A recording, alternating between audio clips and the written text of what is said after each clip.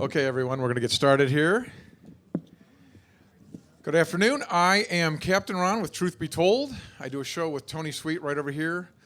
On my way up, Tony mentioned something to me about buying drinks for everybody that was at the, is that? I don't know. Ask him after. He'll probably buy you some drinks. Our next speaker is a very fun, interesting one. He's a philosopher for over 20 years now. He's been able to summon UFOs. His appearances at events around the world have drawn thousands of people who have witnessed this. This is a fun one. Since Tony and I have been doing this show, we get asked all the time, have you guys ever seen anything? Have you seen an alien or a spirit or a UFO even? And we always say no, nothing. This man has guaranteed me today's the day that will change. It's very exciting. Well, we'll see if it happens. He said, believe that it will happen, and it will happen. What's interesting is he says we can all do this on our own, that if you wanted to summon a UFO yourself, you could do it. You just need an open heart, an open mind, and a good intention. Then he focuses on an empty part of the sky, and he summons the UFOs, and they come. I can't wait to see this. Obviously, no one knows for sure really what it is, but if, in fact, he can summon them at will, then that's just another piece of the puzzle that something we can't explain is going on, and there just might be another intelligence up there. The last two Disclosure Fests right here in LA, Robert was here, and he actually made UFOs appear in those two cases. If you can make the sun appear today first, that would help because it seems like it's a little overcast today. So if we get clear skies, I'm hoping he does the same for us. It's very exciting. Please welcome the UFO summoner, Mr. Robert Bingham. Hi, everybody. Thank you for showing up. Believe me, you're going to be very glad that you're here to listen to my stories and what I do. Stick around after this. I'll be summoning over there where that white tent is. And your whole outlook on life is going to change. And after you experience the UFOs, they'll be following you. So if you don't want to see them, and don't want them following you, then don't look at them. Because it's like opening Pandora's box. Once I open it and expose you to the truth, it's like taking the red pill, exactly like taking the red pill. And you get to see the truth and how deep the rabbit hole goes. As he was explaining and saying that we don't know who they are, actually I do know who they are. When I came out and did my first event, I called myself the ambassador for the kingdom of the Most High. The media called me the summoner because when I opened up the event, I said, now I'm going to summon angels, so they called me the summoner. But actually, that's what they are. They're angels. And that's why this city is called the City of Angels. If you want to know the truth, the settlers came in here and they saw them in the skies. And the same things we're going to see today. And said they were angels, and so that's how come they gave this city the Los Angeles. And I'll tell you a little about myself. I was born and raised here in Lincoln Heights, down here a few miles.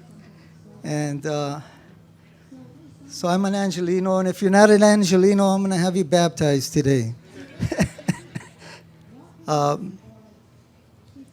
I'll tell you a little about myself, where I'm at right now, where I'm going, and where I've been. My whole thing is a quest. It's not a passion. It's not anything but a quest for humanity. My mission is to enlighten everybody with the truth, because we've been hoodwinked, sort of. When we were created, we had all these gifts to connect with God, simply and very simple. And to do these things, the only thing we haven't been taught that. It's been kept from us. I'm sure they were doing it back ages ago, but my quest is to bring it back. And when bad things happen around the globe, I want everybody to get on that this frequency. And we'll be able to stop it. Nuclear holocaust. There's There's a coalition of planets up there, about 7 of them. And they're there because they don't want us to blow up the planet. And that's the truth. So where I'm at is when we put out I'll tell you, just me alone, I'm able to stop typhoons, hurricanes, cyclones. I've stopped about 32 of them for FEMA because FEMA lets me know, but they won't tell you publicly, but I've done it. And that's just me. So imagine if we had 1 million people with that kind of power. The things that we could do. We could turn around Nibiru if it was headed our way and going to rock our planet and send us back to the Stone Age. We could stop that and put a protective shield around the Earth. And that's my quest. That is my quest. You know, that's a major quest. So where I've been is when I first came out and started doing this, you know, people thought, wow, you're just bringing balloons because they're orbs, you know? And a lot of people advised me, oh, don't go on YouTube because they're going to make fun of you and all this sort of thing, you know? But I'm on a mission. And I don't care what people think. I'm going to drill it in their head that this is real. So now if you go on television and look at the news, you'll see that people are filming things that look like orbs, white balloons. They're all over the place now. The Navy's filming them. So 7 or 8 years ago when I first came out, I've totally changed the perspective of people's thinking on what UFOs are.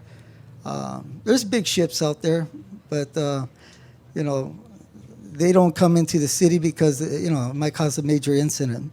So they send the little ones, and they do intelligent things. So you get to know that they're real.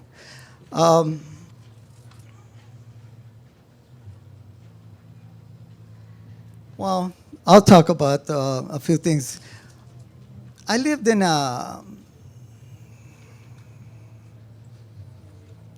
this old home in Lincoln Heights, and I was on the second floor. And this is one of my first experiences to find out that, you know, that I had this gift.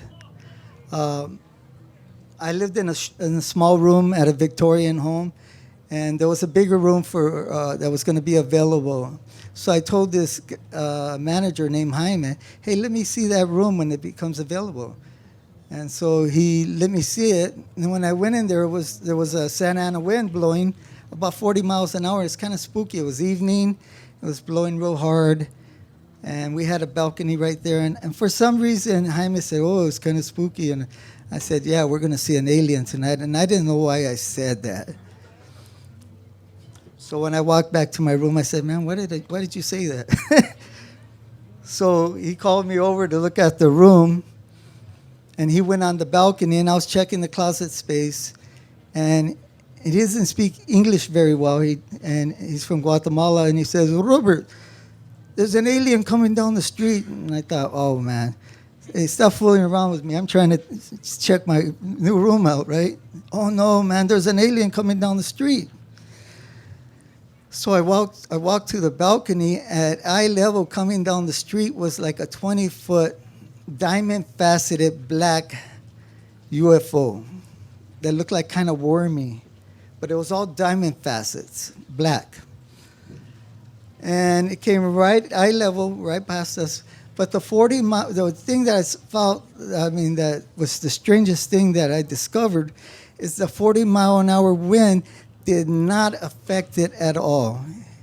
It was like if it was on a monorail, same speed, nothing affected it. But when it got in front of me, it looked like a battleship gray, navy gray. And then it whipped around and went over the house, and it left. So the next day I took my grandson fishing, and he was only about this high. I said, Adrian, would you like to see a UFO? And he said, yeah, I'd like to see it. So I just stood there and summoned it, and one showed up.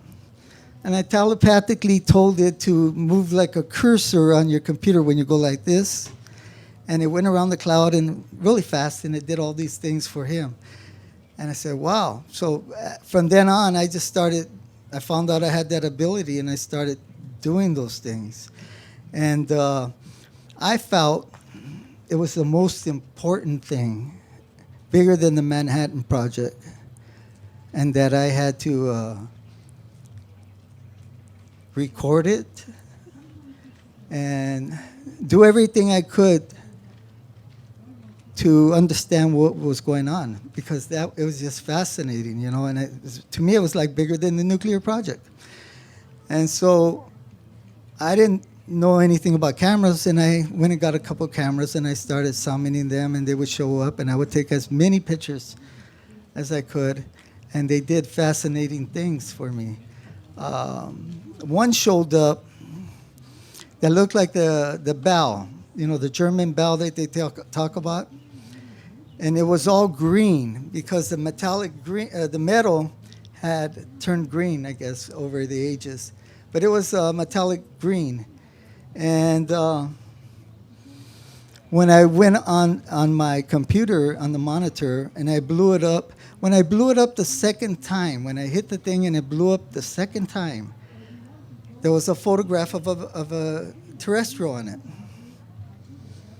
And he had a long face, long neck, big eyes, and he looked like the hieroglyphs on the inside the Egyptian pyramids. With the makeup on their eyes and they're like this or whatever. It was exactly like that. So I said, "Wow, they still exist. The Egyptians were terrestrials, and that's what what came to my mind." And so when I got another picture of the same craft, and I blew it up twice. It had a Nazi symbol right there on it, the swastika. I have to say that because that's what happened. Anyway, that particular photos I still have. I haven't made them public yet. So things like that would happen, and I took thousands and thousands of photos. One particular orb, he stood parked, or I won't say he, the orb stood parked in the same exact spot above my house for 2 weeks. Every time I'd come home, oh, he's still here. But I didn't want to go public with it because, I didn't want people camping out in my front lawn and all that sort of thing. And I didn't want public exposure yet.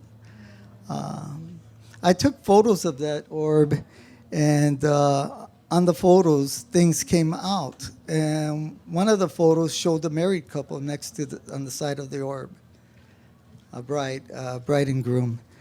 On the other photo I took, one of the other photos I took, it showed me next to the orb, but it showed Jesus next to the orb, then a picture of my face with my glasses, and then a picture of my little Adrian next to me. And so, and those are the type of things that were happening back then. And I didn't, I just knew that they were happening and I was recording it. So I went a long ways recording a lot of things, I'll share this one particular thing. I decided to do an experiment. Said, what kind of experiment can I do to interact with them? So I decided to buy a happy face balloon. And I wrote 3 wishes on the happy face balloon with a marker on the face. I wrote wish number 1, I would like a photo of the ultimate alternative fuel cell. Number 2, I said I would like a picture of the remodified human cell in order to defend us against all viruses and cancers. And number 3, I would like the next week's lotto numbers, only to carry out, only so I could have the money so I could be able to make that come to a reality, for the resources. So as I let it go, and then a stainless steel orb came, but I already knew they knew what I wrote on there, but they were showing me that they're going to check it out. And they came next to the orb, the balloon, the happy face balloon. And the happy face balloon took off. I took pictures of that. But on this one particular photo, you got to remember I was using a Nikon, and the speed on the Nikon lens is pretty fast. And I took a photo of the stainless steel orb, which is like metallic, really technological. And I seen something go by at an incredible speed. I said, I think I caught it. They gave it to me, and I went back and I looked at my camera screen, and they gave me the photo of the ultimate alternative field cell. And I did it again, and the same thing happened. Bam! So you got to imagine the speed of my camera, that, and them able to make such an object appear like that quick for me. I got the picture of the remodified human cell, which I shared with Stanton Friedman and shared with the government only because I didn't have, how could I make that happen, And so I gave it to them. I was told by a certain science group that there's 100 research labs working on that stuff. And anyway, if you look at my videos, I have a video called The Strand. And I took the video of the DNA strand that was removed from us by the Anunnaki, so we won't live 1,000 years. So we only get to a certain point, and finally when you get wise, it's time to go because your body doesn't keep up with you. But the terrestrials gave me the DNA strand, and I posted it on YouTube, and it's there. Look at it. So that's, 3 things that I asked for from the terrestrials, and they gave it to me. The one that I'm working on now is called the formula. I want them to give me the formula so that people could quit addictions, whatever addiction they may have. And so that one I'll let you know when it comes. Hold on. Let me look at my notes. I used to do, I've done a number of summonings, and rainbows would show up during the day. And I'd film them. A lot of people would ask me what they are, and I'd say they're major ships. The only thing, they cloak themselves with a rainbow in order so people won't really actually know that's a ship. I had a group of people from MIT come to my job and ask me, or it was Caltech, if the rainbows were ships. They came to my job, and I told them absolutely, the mothership. And that's all they asked me, and they left.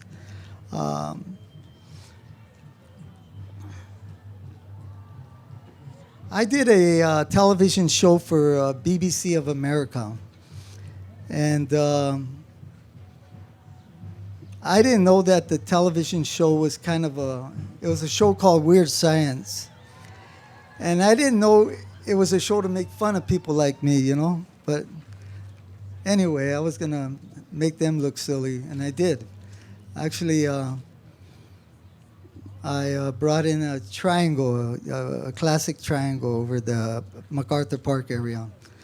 And the director, I told him that if they come in green, it's answering yes to you. And if it comes in red, if an orb comes in green, it's yes to your question. If it comes in red, it's no. So on film, he asked me to ask them if they were if they were going to make themselves known to the world soon. So I said, I'll do that, and we did that on film. And as soon as I said that, the green orb went by. And I said, there it goes, have your camera. He had 4 camera teams. And I told him to film it, and his jaw absolutely fell to the ground. He couldn't believe it. What? And I go, there they are. But we had camera teams around the park. They filmed it.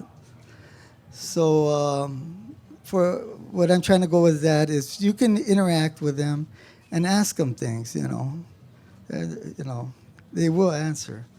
I believe that like I said, when we were created, we were able to do a lot of things, but it was outlawed as witchcraft, and people died for doing things like that.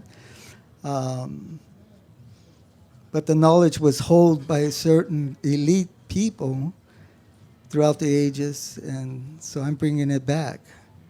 There was a risk when I first started doing it. I was told by certain undercover people, not to go public with this knowledge, and that it was on a need-to-know basis, and the public didn't need to know this.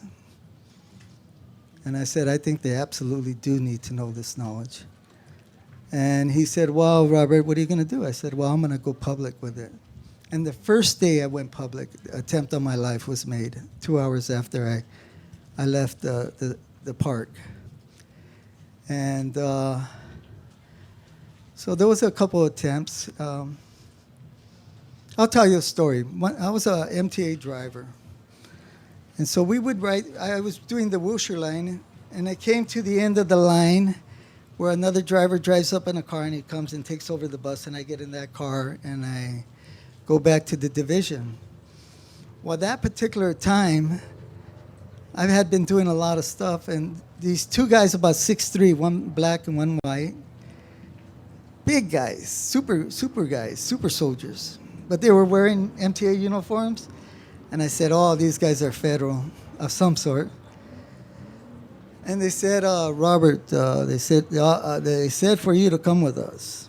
I said, oh, shoot, okay. What kind of car did they come in? So we went to the car, and we got some pretty messed up cars because all the drivers eat and smoke, and they do all kinds of things. They're filthy cars, right? But we went up to a car with a radio, spotless, and so the driver was driving, and they were both driving, and we have a policy that you have to drive a certain route to get back to the division. You have to. If you don't, you get fired. If you deviate off that route. They were going totally off the route, but they weren't drivers. They just had uniforms, so they didn't know the policies. And they were on the freeway headed toward the federal building. And I said, because I wanted to test what knowledge they had of driving. I said, you know what I don't like about the guys that drive the 420 line? And they said, what? I said, they play too many effing games.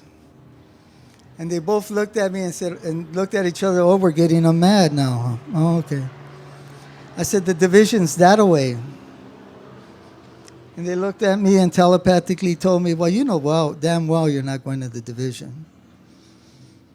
So after I told them about that, they play too many games, effing games, there was a golden saucer in the middle of the freeway of traffic going this way and we're going that way, right eye level to the driver with a camera lens about this big, a black lens. It was golden.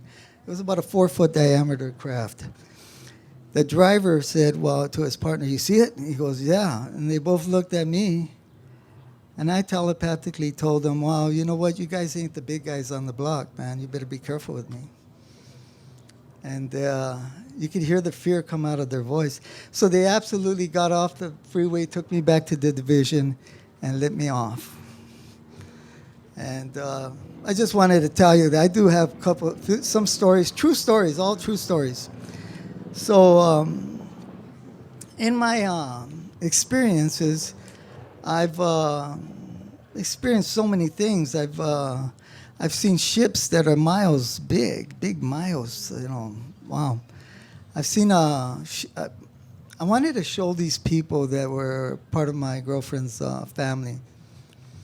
And they were from Salvador at the time. And so I summoned the craft, and it was a B-2 bomber light. But it was didn't have no chemtrails. It was almost out of the atmosphere, and it was big. So I could imagine how really big it was, in miles, But it looked just like a B-2 bomber.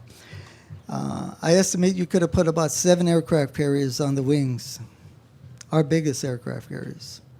So I was able to see that. Let me jump to time travel. Time travel does exist, man. It does exist. And you can time travel in many different forms. You don't have to have a machine. You can astral travel.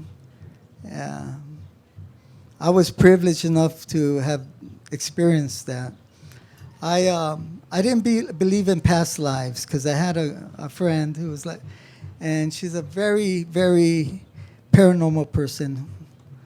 And she used to tell me things, and I used to say, Eva, but you're not a realist. I'm a realist. But it sounded kind of weird because all the things that I would talk about, I would think, wow, man, I better. And I saw that I did hurt her feelings, so I said, Eva, look at, I'm gonna believe. She used to tell me I'm an old soul and I lived 1,000 times. And so I apologized and I headed to work. And I happened to, that particular morning, it was about 4 in the morning, I had to go to the Doheny Mansion, Greystone. And as I went up Greystone, I really felt that I lived in a past life there. I knew the mansion. And I knew every aspect of it, and I flashed back to the 20s. So during the afternoon, my boss says, hey, Robert, go to the east side gate and tell the trucks what to do. When they stop coming, just sit there. So the trucks finished coming in, all the grip trucks, all that stuff. And I sat there and I went into this time travel. So here I'm at the east side of the gate. The mansion I haven't seen yet at the east side, but I could see the rooftop. It's about 150 yards away. I was there, I was 1924, but not in my body. I'm just like seeing everything, and I'm going into William Doheny's body and looking through his eyes. So what I got was that I was William Doheny in that past life. And I was talking to my wife, Lucy, during that time, 1924, around that period. And there was no trees, no eucalyptus trees on the side of the mansion. Everything was in pristine condition. And it was beautiful, I just tripped out on rich people because she was obviously mad at me, our Doheny, but there was no words exchanged. No words, just mind games. She was just looking, and he was looking, and I go, wow, it's not like people where I grew up, man, a lot of drama. It was just real quiet. Go, rich people are kind of crazy that way, I guess.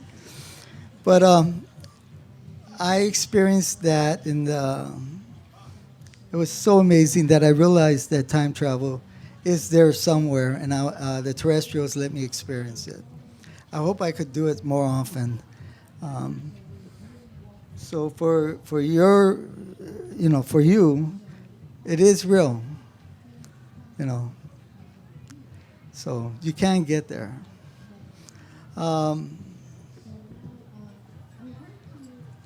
During my work and research, I filmed. I took photos of the B-2, not the B-2, the U-2 bomber, not the U-2 spy plane. Excuse me.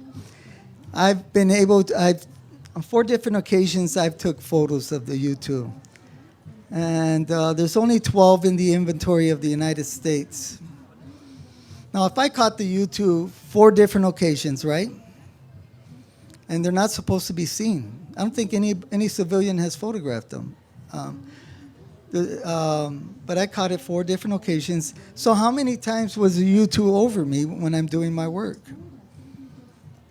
What are the United States, what are they doing? Obviously, they know I'm real. And a U-2 is a spy plane that takes photographs. They have 32 different cameras that they can put in the belly, but not all of them at once, but whatever they're doing, they have different cameras. So if they're coming over me, and I caught it 4 times, then obviously the government knows that I'm real, and that what my research and work is they want to know what they want to record themselves everything that I do. So I made a video. I made a video to Sal, and it was called Summoning Techniques.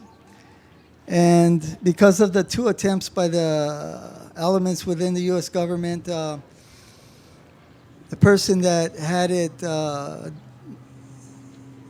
edited and professionally, he says, "Hey, Robert, why don't we just let it go free?" And I thought, well, yeah, if I let it go free, everybody in the world would have an opportunity to learn, and then the government, elements within the government will have no reason to silence me, because they would have to silence all those people that learned it. And so that's what I did. You might say that the government forced me to do that. And so that's how it went around the world. And the summoning techniques are pretty easy. Simple. God is real simple, the Creator. You don't have to make it all complicated, It's real simple. You just got to ask. So when you go out there and you look up straight in the sky and you go look deeply into the sky, you ask them to show up for you, and you want to understand who they are, what they are, and like anybody else, you want to get to know them. And that will happen. So we are really magnificent creations, and we have a lot of ability to do a lot of things. So my suggestion is go out there and meet them, and get to know them. And things don't happen overnight.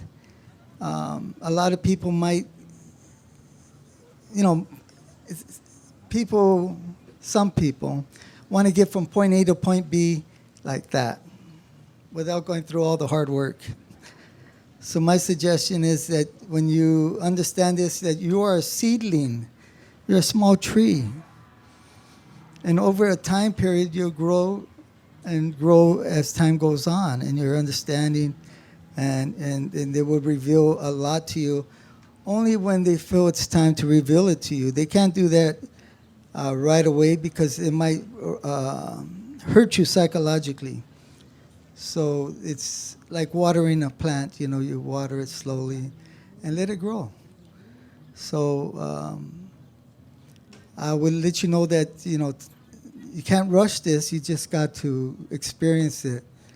And as time goes on, you would be going through your own journey. It might not even be particularly like my journey, but you will go through that and become hopefully wiser and be able to change the world for the better.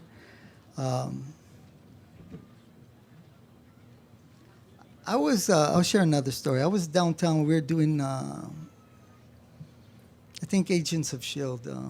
I work in the movie industry and as a security guard. And one particular time I was at this, they said, "Robert, watch this street right here." And I looked to the right, and there was this bubble right here, about this right here. I said, wow. So I looked at the bubble, and it wasn't like a soap bubble.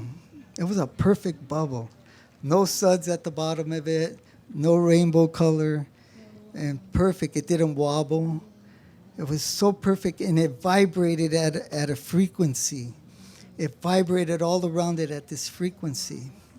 And it was looking at me, and I realized it was intelligence, and it was looking at me and letting me know, I'm watching you. And I said, whoa, man. And I wanted to touch it, but it just got out of high enough where I couldn't touch it. And I observed it, and then it took off. So we were doing some filming with one of these filmmakers named Grant and Jim, who's from Sony. And as we're doing this filming, these bubbles were coming by. And I said, "Hey, guys, film that." And they looked at me like, I go, "No, that's terrestrial stuff, man. Film it." And they kind of gave me this look. And they filmed it, but the bubbles didn't pop. And that's how you know. You got to be very focused and aware of what's around you. So I thought, well, I made this discovery on the bubbles, but as I was going through George Adamski's old footage, I realized he filmed that with an 8 millimeter many years before me, this bubble. So I have to give credit to him. But that's just one of the experiences that I went through. All I can say is that everything that you've seen in Hollywood is real. I was given the privilege to film the reptilians, and I believe I'm the only one that ever filmed a reptilian. And if you go on my video lineup, you go to Wonton. My video channel is called UFO Robert Bingham on YouTube. And if you look at Wonton, you'll see that I filmed the dark side. And so the reptilians are real. I'm glad they let me film them. And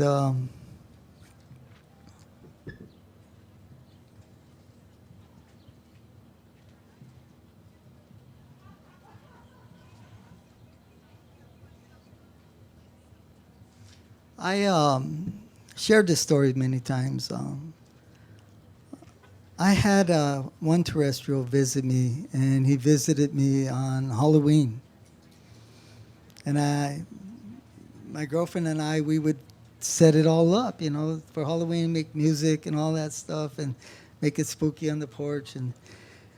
And this one particular, these two kids came up to me, and one was a 12-year-old girl who didn't have a costume, and one was a little, what I would assume at first was a little boy. But he had the body of a gymnast, and he wore this magnificent outfit. And it had a upside-down triangle right here that was yellow and red. But his outfit glittered like the stars. It had blue, shine. You couldn't see any seams in it. And he had the most magnificent opal mask. And he didn't say a word. Not one word. He just looked at me like this.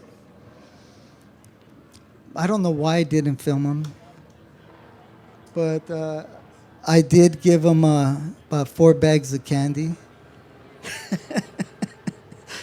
And that little girl, although she was much bigger than him, he seemed to be in charge of her.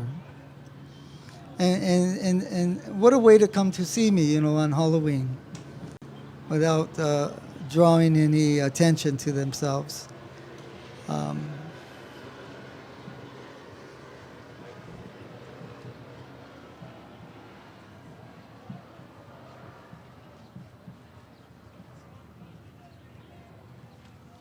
I did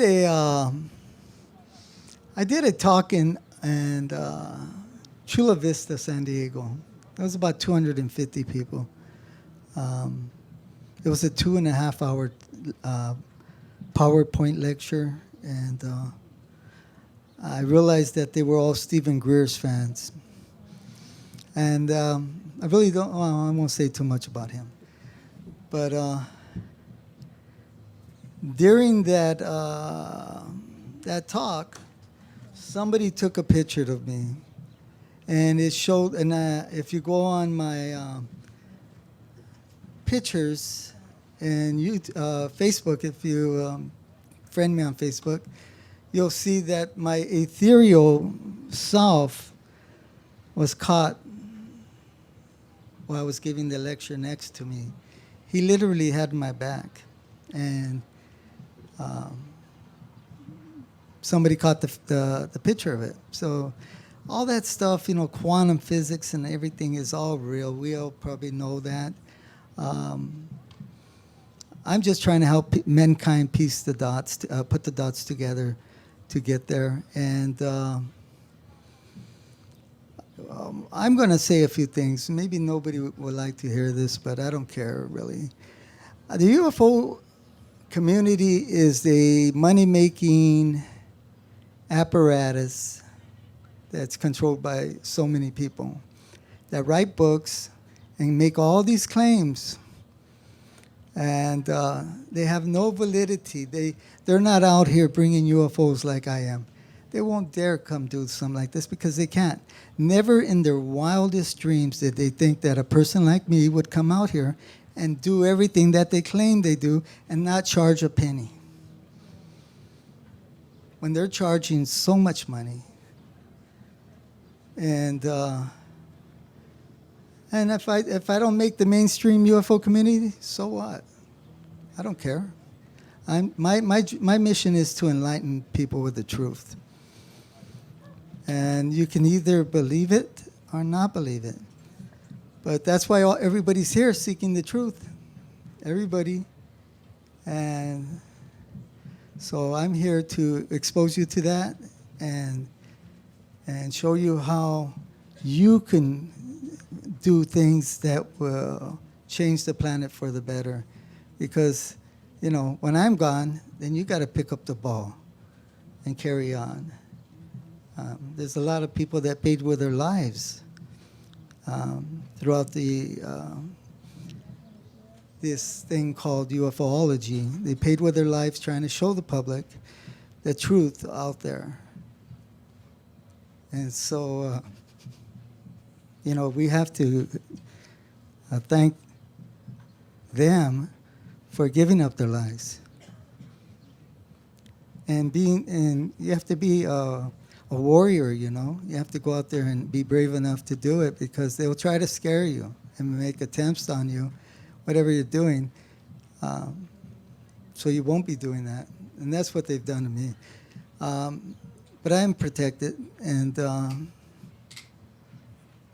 so, let me see. I just want to see how much time I got. How much time do I got? I got so much to share, you know. I'm just trying to. A lot of my greatest things that I've seen, I wasn't able to record on film, unfortunately. I was in the desert. I went to Contact in the desert, and every time I walk in there, all of them just say, "Oh, he's here, huh?" You know.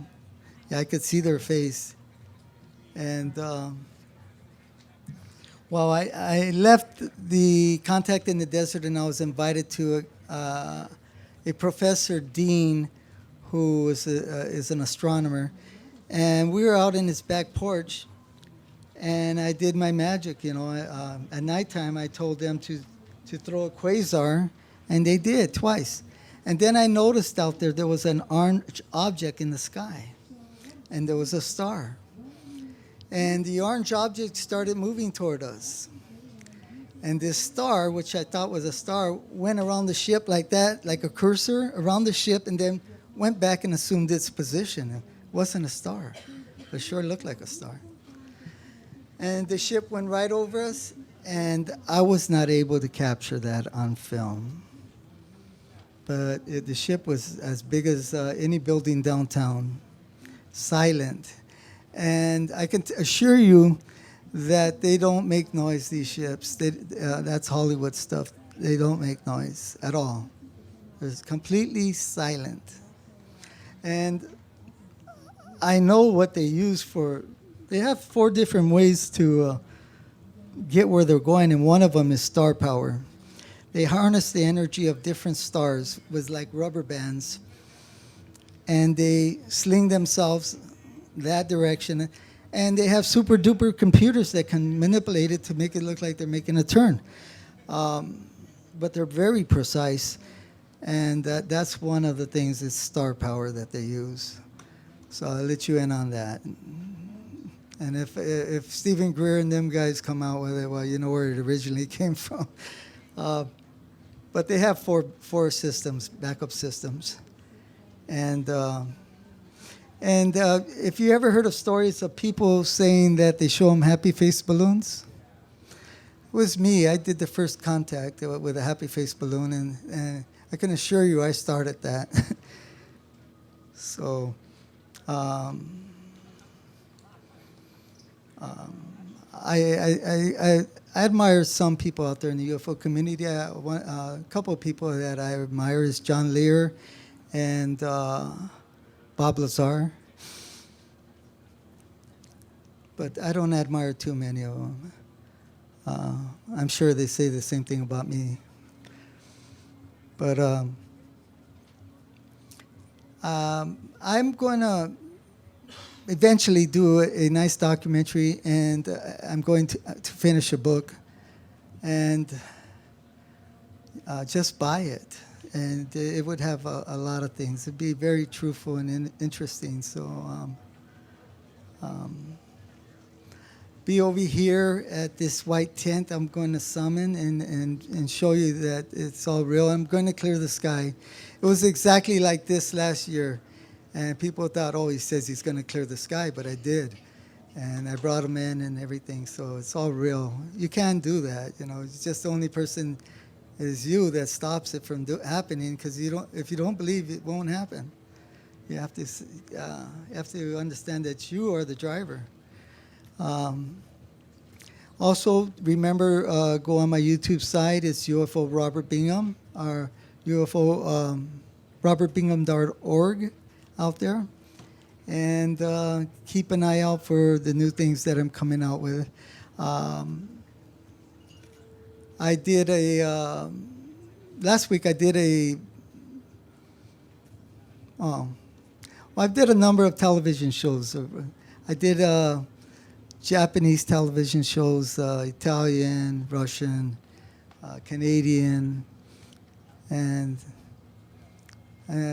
I'm probably not really out there in mainstream ufology, is because I do speak a lot of the truth about them, and so it is what it is, I hope you guys enjoyed everything that I said, and I wish I could express more, but I think I'm running out of time. Oh, I'm sorry. Yeah, I'd like to have a Q&A. Can you, anybody have questions? I'll answer it to the best of my ability. Bring a microphone to you. Hello. Hi. I was wondering, I know that there's a lot of different extraterrestrial groups. So do you feel like you're from a particular place? Well, people ask me about planets and stuff. I feel I'm from the Orion Belt, but I tell the people, I say, well, it's really not important what planet I'm from or where they're from. The important thing is to know the truth. People who claim to know all that knowledge, I would think they're hoodwinking you, Yeah.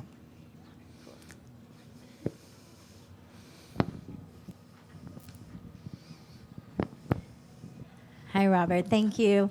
You're welcome. Your information. And last year, yes, we were here, and you did surprise me because I've never seen a UFO. And exactly what you're saying, it was like this. And I'm sure some of you, because you are nodding, we saw it for a good 8 minutes. And It was... And I have a question. I have someone that I know that has been visited quite often, and different beings. And she's even installed a camera in her room, and specifically in her room. She also has images in the sky and cloud formations constantly. And I think sometimes you can think that it's your imagination, like why is it still looking alien, like a lot of alien faces. And but she had lots of images with even orbs, faces, little beings, and all different kinds, good and bad. But she was so scared though. I don't know what kind of a message to give her some peace, or Well, I could tell you what Shakespeare said it best. The world is but a stage, and we're all bit part actresses. And it's like that Jim Carrey movie where the lights fall out of the sky. It's somewhat like that, Everything is like that. It's quantum, But they're just, people get visited, and I tell them they're probably correcting something that's wrong inside of you. That and a lot of times that's what it is. They're correcting, it's not your time to go, and so they're doing a little work on you. I particularly died one time. I was 17 years old, and I died. And I went to the other side, and I spoke to a man that looked like Jesus, and I was in a garden like this, you know. There was people walking around, and I said, hey, he told me to shut up, and I said, man, I said, Jesus doesn't talk like that. And I didn't know I was talking, but then I stood silent, and I listened to myself. I was saying, I want to go back, I want to go back. So I shut up, and he says, I'm going to talk to you. And I go, okay. He says, why do you want to go back? I said, man, I'm 17. I haven't really even had, I don't want to go back experience all that. He goes, why else do you want to go back? I go, well, my mom's going to find out I'm dead, and I don't want that to happen. And he looked at me like I was crazy to want to go back, because what it took to get there, all the pain I went through. And he says, well, if I send you back, Robert, you're going to have to go out through all that trauma again. Do you want to go back? I said, yeah, I want to go back. So from talking to Jesus, I was inside this UFO, and they were working on me like a surgeon's table. And then I woke up in a bed in the hospital. My heart had stopped for somewhat like 40 minutes. So you might say that I'm still on the other side, part of me, and I'm on this side too. And that's probably one of the reasons why I have this ability to do what I do. And that my ethereal self, you could see in a photograph. But I'm sharing this only to tell you that there's a lot to this, it's a lot to everything. Yes. Hi, I think you're wonderful. This is the first time I've ever heard of you and seen you and been to this kind of a thing. So this is kind of new for me, and talking about this kind of thing in public. Well, this year, actually. This is kind of new.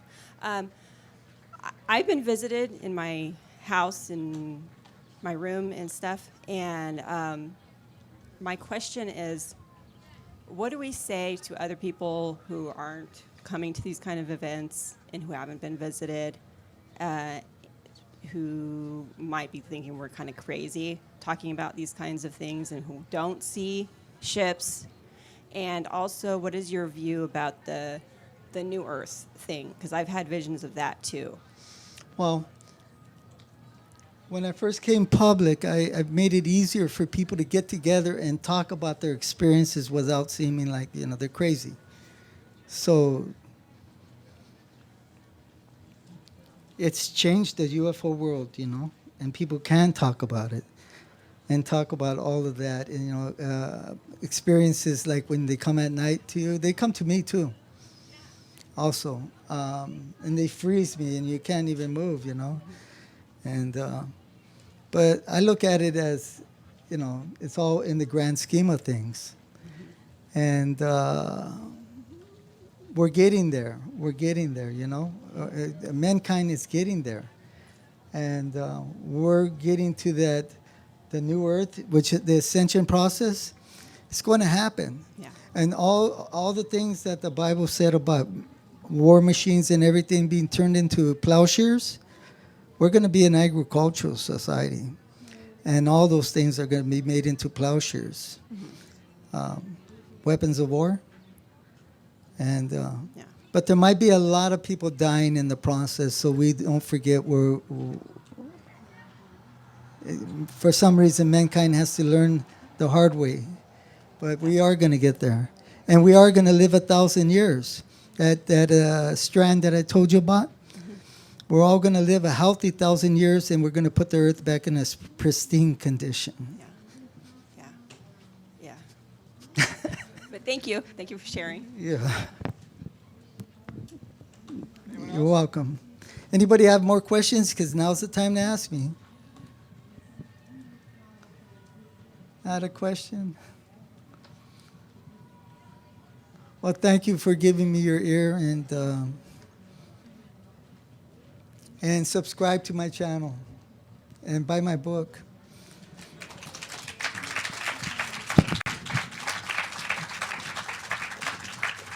Thank you, guys.